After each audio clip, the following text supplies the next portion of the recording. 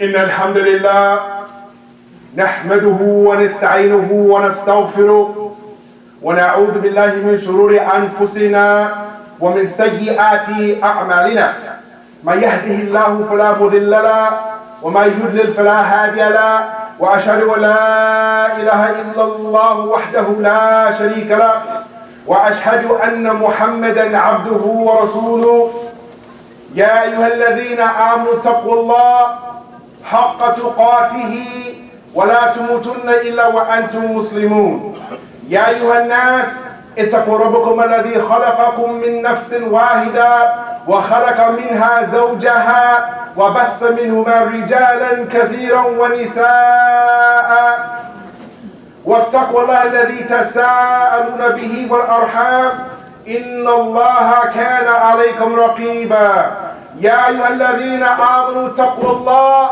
وقولوا قولا سديدا يصلح لكم أعمالكم ويغفر لكم ذنوبكم ومن يطع الله ورسوله فقد فاز فوزا عظيما أما بعد فإن أصدق الحديث كتاب الله وخير الهدى هدى محمد صلى الله عليه وسلم وشر الأمور محدثاتها وكل محدثة بدعة وكل بدعة دلالة وكل دلالة في النار. Verily, ya ikhwan, all the praise and all of the glorification and all the magnification it is due to Allah and Allah alone. And I publicly, I inwardly, and I outwardly declare to the fact that there is no one that deserves to be worshipped, Allah wahdahu la sharika lah, except for Allah Jalla Jalaluhu. And I bear witness, ya ikhwan, that al-ittiba', the person that we follow, is Mustafa al-Amin, Abu Qasim, as-Sadiq al-Masduq alayhi wa salatu wa taslim, Muhammad ibn Abdullah. Ya ikhwani, ya akhwati, more than 25 years ago, ya ikhwan, Allah had blessed me. Akhtarahum Allah, He chose me, ya ikhwan, from all the members of my family to embrace Islam, ya ikhwan, in 1991. And after I accepted Islam, ya ikhwan, I used to go to Humber College. And there was a Muslim brother there, ya ikhwan, who happened to speak the Arabic language very well, ya ikhwan. He was a deep in lugha. Also, he was hafiz of Quran, ya ikhwan. But the brother, he didn't have a good understanding of the fiqh of the religion. Because when I got a chance to spend some time with the brother, he asked me a lot of personal questions about how I embraced Islam and why did I embrace Islam. And then he asked me, well, how do you pay for college? And I told him, ya ikhwan, at that time, that my father, when I got him to Islam, my father is a senior auditor for the LCBO. And my father got me a job working at the LCBO, the Liquor Control Board of Ontario, ya ikhwan. And I worked there selling alcohol, ya ikhwan, al-khamr. The brother right then and there, without understanding my condition, he said, Astaghfirullah! Astaghfirullah! Akhi, if you continue to sell the alcohol, you will go to the hellfire. Now a person who just embraced Islam, ya ikhwan, 3 months before that, they don't want to go to the hellfire, ya ikhwan. I became very scared and very intimidated because I did not want to anger Allah subhanahu wa ta'ala. But the brother didn't teach me that there's principles, ya ikhwan, qawaid mundabita. One of the principles that I just recently, ya ikhwan, I learned was al-mashakkatu at-tajlibu at-taysir. That hardship facilitates ease, ya ikhwan. And after, ya ikhwan, I went the very next day and I handed in my resignation, ya ikhwan. And the boss said to me, because my father hired her 18 years before that, are you an idiot? Are you a fool? This job pays $13.71. This is in 1991, ya ikhwan. That's a good job now. That's good money now. What about back then, ya ikhwan? After that, ya ikhwan, I came home to my father and I told him that I quit the job. My father, after I told him, he said, get out of the house. So I had no place to live. My car broke down a week later. I couldn't get back and forth to college. I had nothing to eat, ya ikhwan. I was homeless because of the advice of a brother. Ya ikhwani, there's many situations like this. I'm going to give you another story, inshallah ta'ala, before we get into the nusus. There's another brother that's very dear to me. When he embraced Islam, ya ikhwan, about 10, 12 years ago, the brother had dreadlocks that came down to here looking like Bob Marley, like a Rastafarian. The night before, Thursday night, he took his shahada. Ashhadu an la ilaha illallah wa ashhadu anna Muhammadan Rasulullah. He came in the masjid with dreadlocks, ya ikhwan. And one of the Haram police was in the masjid waiting for our brother who just embraced Islam and said, Astaghfirullah, Astaghfirullah, get out of the masjid, you look like a kafir. I just happened, alhamdulillah, to walk inside. And I'd seen the brother and I realized that he's similar background to me. He's from the Caribbean background. So I pulled the brother aside and I told the other Muslim brother who's from the Haram police, I said, Ahi, don't worry, I got this brother. Another situation, ya ikhwan, inshallah ta'ala, is another Muslim brother that, mashallah, he went and he studied overseas for some time and he came back with lots of knowledge, ya ikhwan, mashallah, tabarakallah. So he had a job, ya ikhwan, where I used to work. We used to deliver packages, ya ikhwan. And he seen a Muslim brother who was really weak in his religion, and this brother used to listen to music. So the brother, he understood the hadith, من رأى منكم منكرا فيغيره بيده فإن يستطع فبلسانه فإن يستطع فبقلبه وذلك الأضعف الإيمان كما قال صلى الله عليه وسلم. That if you see something wrong, then you should change it with your hand. And if you can't do that, then you should say something against it. And if you can't do that, then hate it in your heart. So this brother's a big, strong, huge brother, 6'5", from the Caribbean. He went and he took the brother's machine and he broke it in half in front of a whole bunch of non-Muslims. The boss of the business said, well, you better replace it or you're going to lose your job.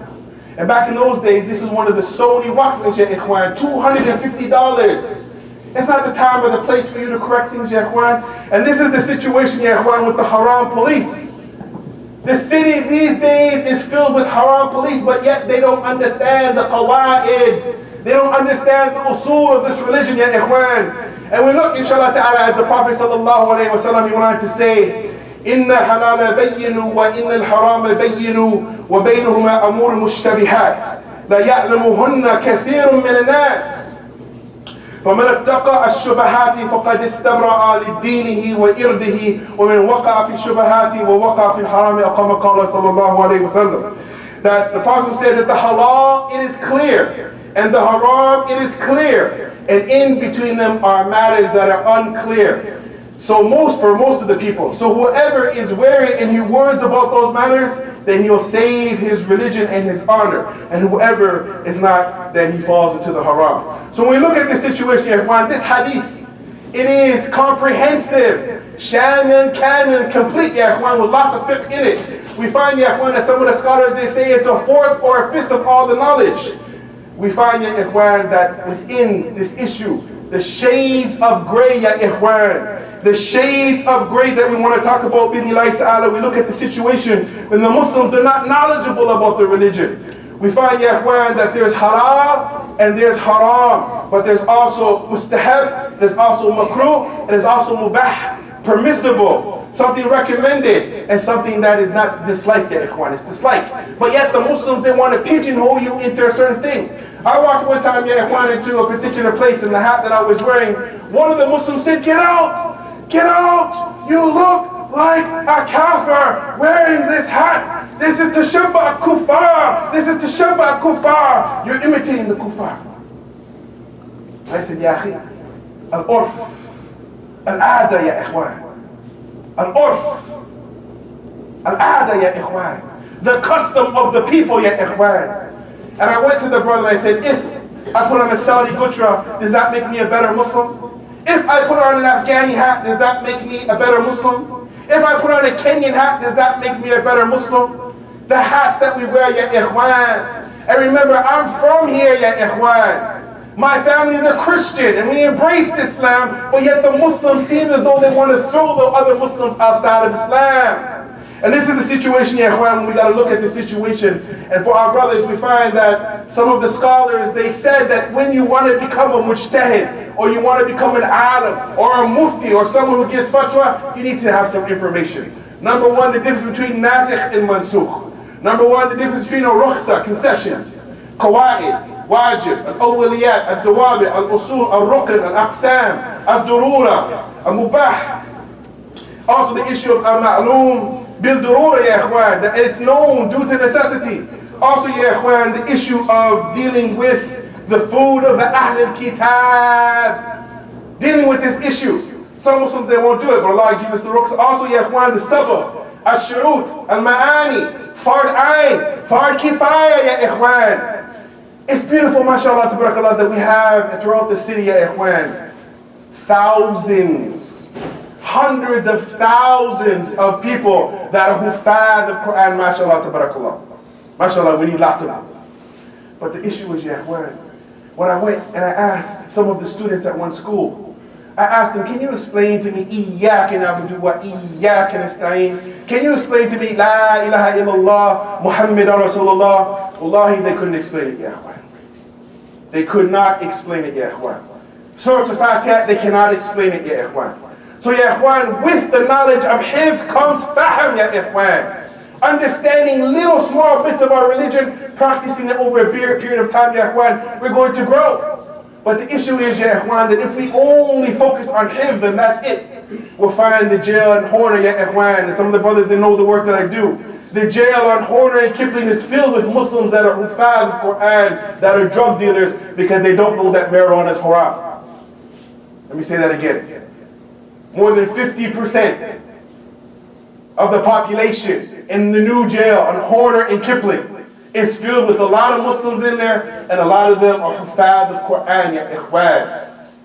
What good is it if we're memorizing the Quran and we're reciting it, but we're not practicing it and we don't understand it, ya ikhwan? We have to understand it, practice it, memorize it, live according to it, live it, and everything, ya ikhwan. Allah Ta'ala, He wanted to say, ya ikhwan, and this goes again for the Haram police, Allah Ta'ala wanted to say, Ya ayyuhalladhina amanu, la tuharrimu tayyibati ma ahallallahu lakum. Allah Ta'ala goes on to say, and do not prohibit good things which Allah Azza wa Jal has made lawful for you. Ya ikhwan, we are not from amongst those signatories, ya ikhwan. Those people that can make fatwa, we're not capable. I've met people that call themselves Allama and Mufti and Shaykh al-Islam right here in the city, ya ikhwan. And I said to him, Ya akhi, taqillah, ya akhi. You're from the awam like I'm from the awam. You have some little bit of knowledge, mashallah. You're a small student of knowledge. No, I'm a sheikh. Akhi al-Albani, he said that he's a small student of knowledge. And he was a mountain, a jibal of knowledge, ya ikhwan. But people here in the city, they say they're the mufti. They're the sheikh, they're the allama, they're the asim, they're the bahr, they're the oceans of knowledge. But yet we have one of the most knowledgeable men in our lifetime. And he cried, and he said, I'm just from amongst the small to way of the end. Ya ikhwan, we're just regular Muslims. Let us learn our religion so we can be good Muslims and practice our religion. And let's stop being haram police, ya ikhwan. If we don't understand something, we have shuyukh amongst us. Pull them aside and ask them, Sheikh, I read something years ago, but maybe I don't fully understand it. Can you explain it to me again? Because, ya ikhwan, we have people that are pushing people out the masjid, that are pushing people out of Islam, that are pushing people away from the madrasa because we don't have the basic knowledge, ya ikhwan. And all of us are from the juhal, ya ikhwan. All of us have small knowledge. None of us here has big knowledge. Even if you have a PhD, and as some say that PhD in our times is permanent head damage. I've sat on panels with PhDs and they don't have no common sense. I've sat on panels with master's degree people and they don't understand they're living in the fiqh tawaqi, they're living in this society, they have no idea. They still think they're living back in their country. It's a fact, ya ikhwan. They speak to their children in their native tongue and their child speaks back to them in English and their father and mother can't even turn on the cell phone or turn on the computer. This is the reality, ya ikhwan. But when we work together and we combine our elders and our youth and we work together, لَيْسَ مِنَّا مَنْ لَمْ يَرْحَمْ صَغِيرَنَا وَيُوَقِّرْ كَبِيرَنَا وَكَمَا قَالَ عَلَيْهِ الصَّلَاةُ وَالسَّلَامُ. He is not from us who does not respect the elders or have mercy upon the youth. When we work together, ya ikhwan, and we share our knowledge and our experience, khibra, ya ikhwan. I may not be a graduate from Medina University, ya ikhwan. I may not be mutakhalij from Medina, even though I was offered a scholarship there. And I was offered a scholarship at Al-Azhar. But due to the responsibilities of looking after my children, ya ikhwan, I was a single father for 10 years, ya ikhwan. And no sister would marry me. Imagine, you wake up in the morning, you have to cook food for your children. You have to iron their clothes, ya ikhwan. You have to get them to school. You have to do homework with them, ya ikhwan. At the same time, you drop them off at your mother's house where you go and you work a small security job, and you still go on the weekend and you work with the brothers inside the jail. Because you work with the brothers inside the jail, so you realize that your life is not that hard compared to their life, ya ikhwan. This is sacrifice, ya ikhwan. And this is the problem, ya ikhwan. I remember some time ago, brothers, that mashallah, some of the students of Sheikh Al-Albani, they came here. And some of the students of Sheikh Muqbil, they came here. And some of the students of Sheikh Uthaymeen, they came here, ya ikhwan. And I was sitting in a meeting with them. And the Sheikh said, well, let me ask some questions because I don't know your land. I don't know the circumstances. I don't really know what's going on. And I was there the day that one of the Sheikhs from Yemen, and we're not picking on the people from Yemen, but I was there just to show you. The Sheikh said, we're Salafi. We're on the Sunnah. We don't need cameras in the masjid. We trust in Allah. We have tawakkul on Allah. The brothers deleted that on their website. The brother said, brother, this is not Yemen. This is Canada. People steal over here. The camera, they don't fear Allah, but they will fear the law if we have the camera. That's the difference, ya ikhwan. That's the difference. This is applying Islam in this land, ya ikhwan. We need to have a new perspective. أقول كل هذا واستغفر الله إليك صلى الله عليه وسلم إجمعين فاستغفروه إنه غفور رحيم.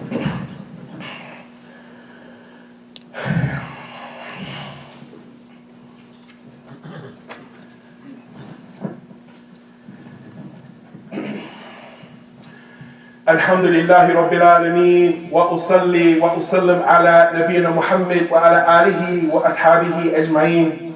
يا إخوتي في الله يا أخواتي في الله.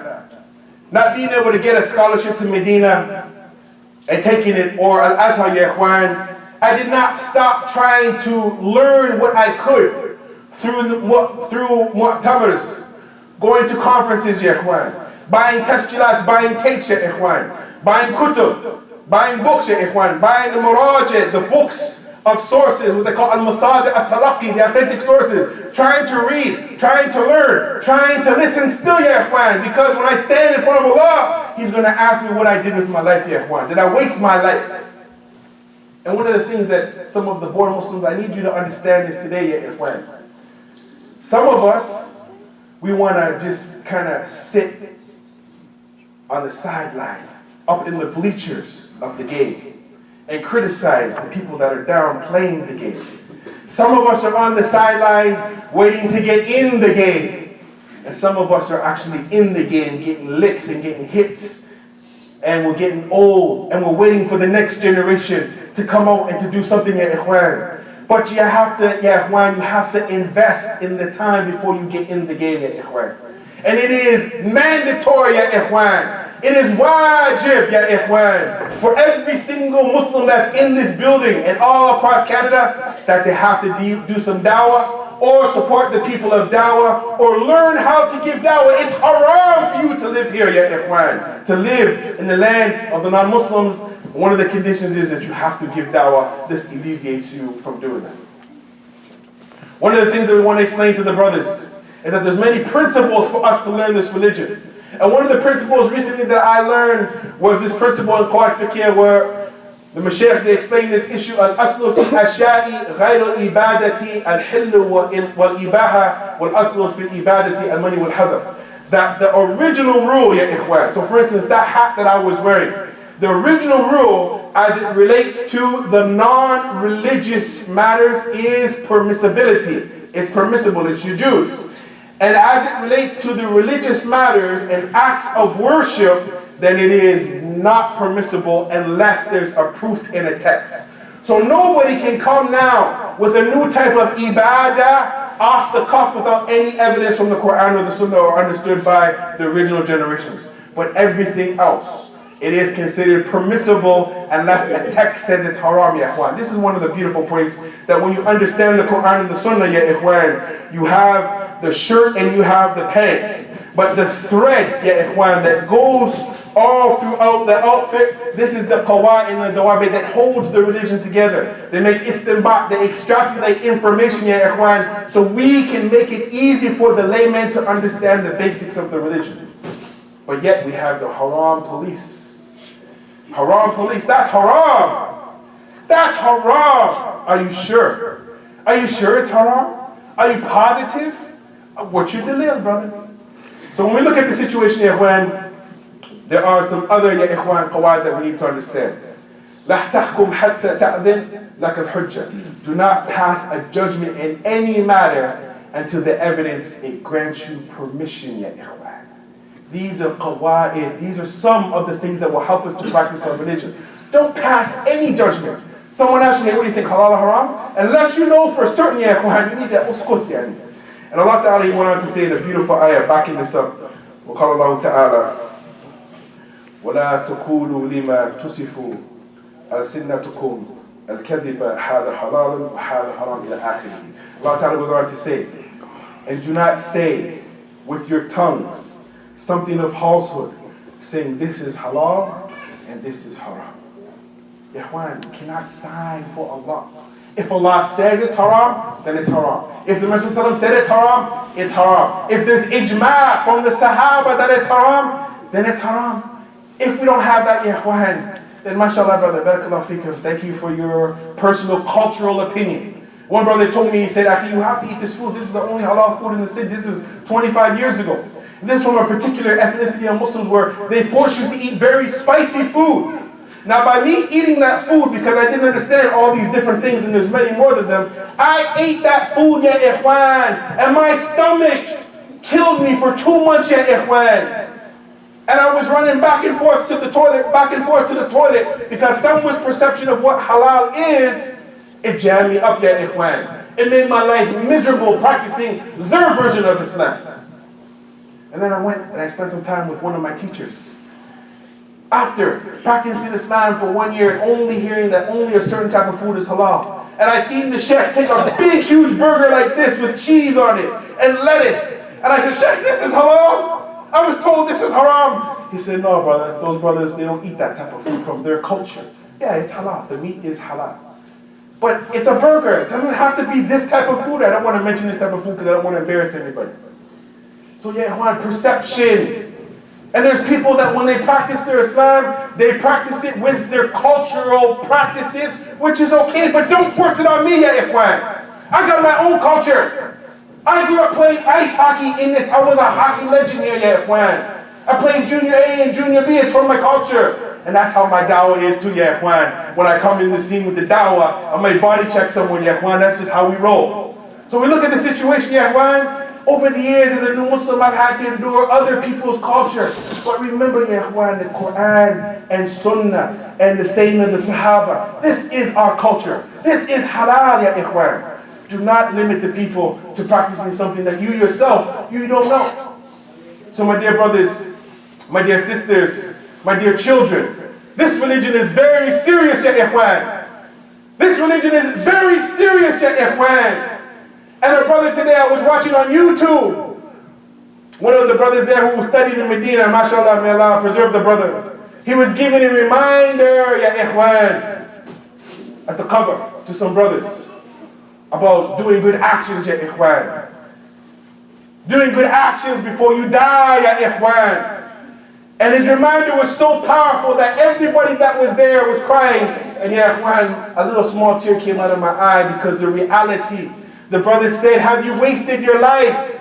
Are you wasting your life, Muslims? And he told the story about what he knows about this particular brother who passed away just 4 days ago, a very young brother. And he was saying how this brother used to always come to the masjid and pray. He used to sit with the sheikh and learn Quran. He used to sit with the sheikh and learn fiqh. He used to sit in the sheikh and learn tariq. And ya ikhwan, if you came in the masjid today to have a little side khutbah in the back, ya ikhwan. Ya ikhwan. If you came here to have a little side khutbah, ya ikhwan, then know that you wasted your Jummah today, and it was a waste of our time, a waste of your time, and you wasted Allah's time here with your little side khutbah in here, ya ikhwan. This is the reality, my brothers. When you come in the masjid, there's certain etiquettes, ya ikhwan. There's etiquettes in the masjid. One of the etiquettes when you come inside the masjid, ya ikhwan, you can't have a little side khutbah in the back with the homeboys. You can't be on your little electronic devices, sending the text or watching YouTube or updating your Twitter device, ya ikhwan. This is la yajuz, it's not permissible. Now if you did that before the khutbah or if you do it after the khutbah, it's permissible. It's halal.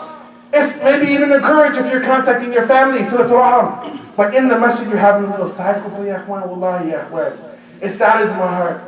And I know that there's some brothers here, they want good for you. They built this masjid because they want, inshallah, izzah for the Muslims. They came from the Muslim lands and they built a masjid so the Muslims can come and worship Allah Azza wa Jal. But when we come to the masjid, we think this is the hip-hop club or the disco, or we think, ya ikhwan, that this is battle rap.